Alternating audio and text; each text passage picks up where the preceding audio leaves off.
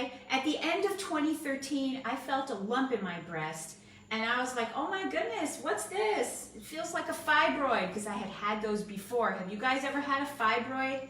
So I'd had that before, so I didn't think anything of it, and I went to the doctor, and they did a mammogram, and the doctor calls me up, and she goes, you have invasive ductal carcinoma stage 2, you need to come in.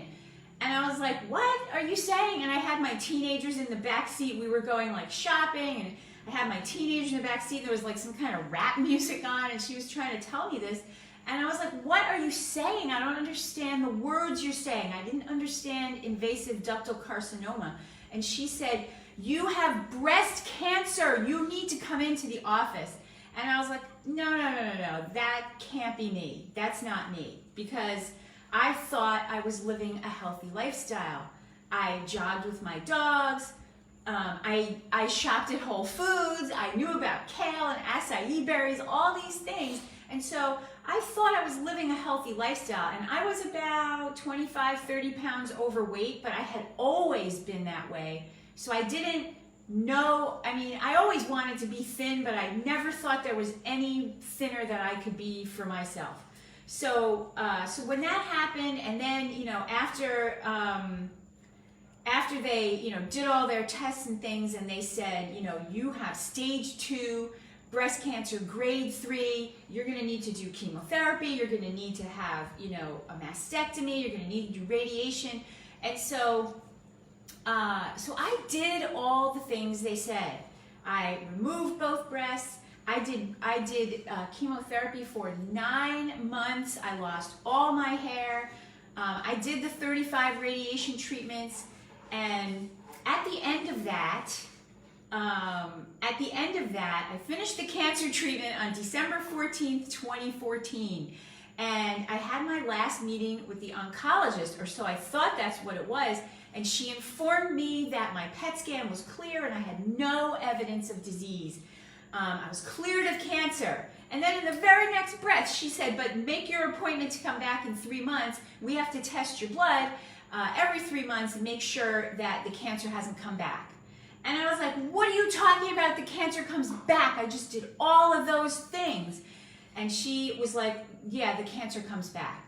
So I knew about kale and acai berries, and I was like, there has to be something with the food. There has to be something I can do. Tell me what to eat that keeps cancer away, or tell me what not to eat that causes cancer, and I won't eat it. I'll do anything. And she said, it doesn't matter what you eat.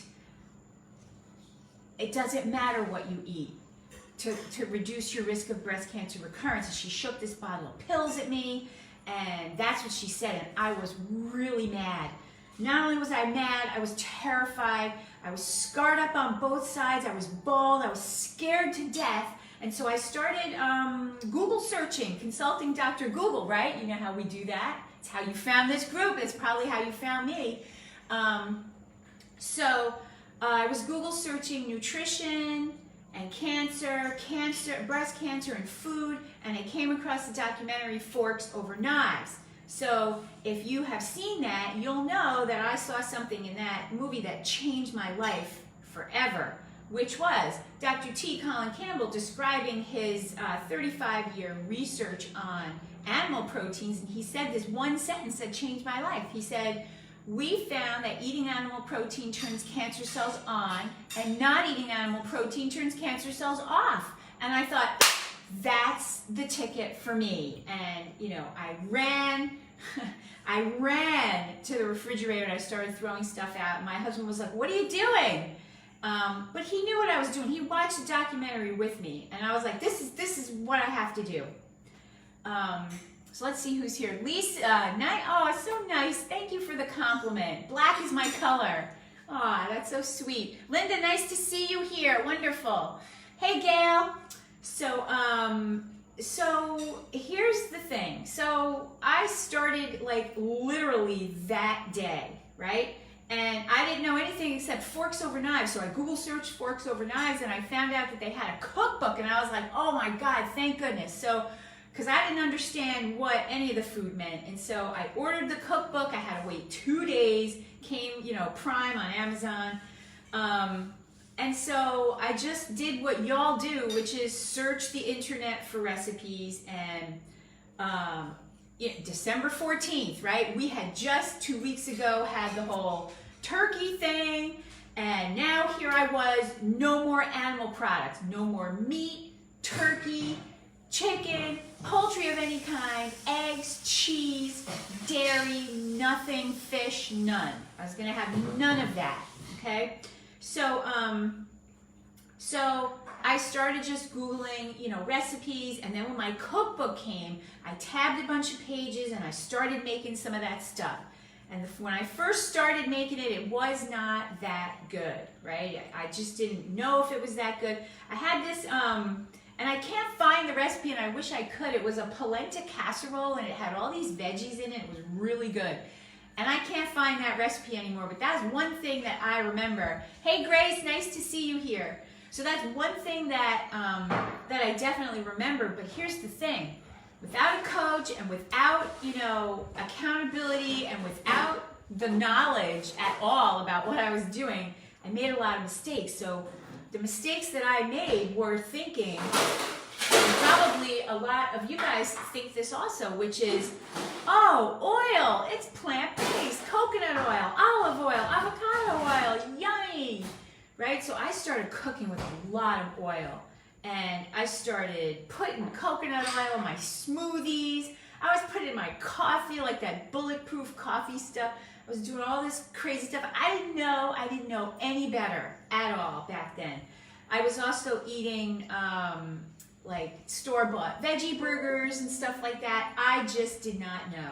So what happened is the next time I went to the doctor a couple months later, for a regular physical, my cholesterol shot up to over 200. And I was like, oh my God, what happened? I had no idea, because I had lost weight. I lost about 25, 30 pounds at that point, but I hadn't lost any more. And, but I was searching around the internet, Googling again, and I found Dr. Esselstyn's video, No Oil. Have you seen that video? If you haven't seen that video, go find it. It's called Dr. Esselstyn, No Oil. And it's very funny because that's literally what he says. So, so here's the thing. At that time, I was also still eating a little bit of cheese and a little bit of coffee, International Delight coffee creamer, and like whatever those things were. And so I wasn't 100% whole food, plant-based, no oil in those first several months. And so, so once I saw Dr. Esselstyn's no oil video, I was like, oh my God, I know what I need to do. And I totally did that. And I followed, like, seriously just the recipes in the Forks Over Knives cookbook. And I became a better cook. And as soon as I did that 100%, and you guys who have worked with me, and you know, once you go 100%, that's when you start having the results like that, and the weight just easily falls off. But I also, at that point, started developing my own recipes based on what I thought was annoying about the recipes that I was trying in the Forks Over Knives cookbook. So that would be like something with too many steps, or too many ingredients, or too complicated for no reason. Like, they'll tell you to pour stuff in a blender when you could just use an immersion blender and not have to do hot liquids in a blender and wash the whole thing. So I figured out all kinds of ways to, create my own recipes based on these.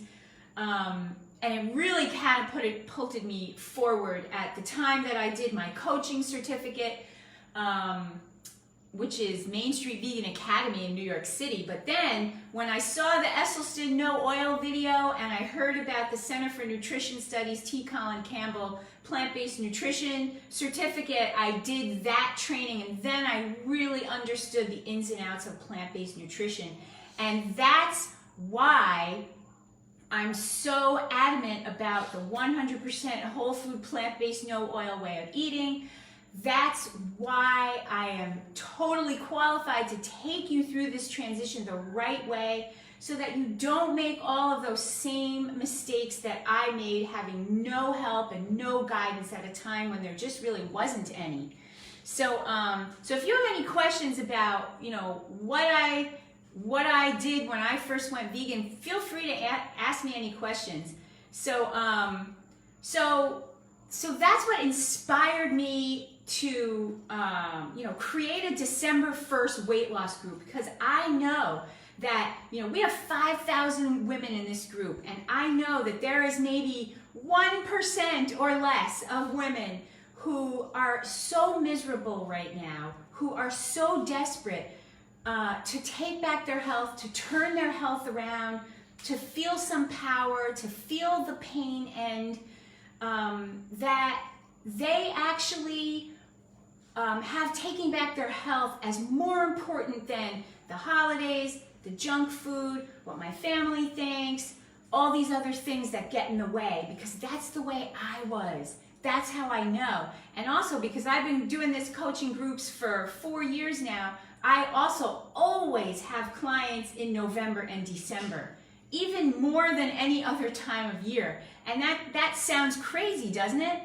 But I know that there are a few of you, and so I want to honor that.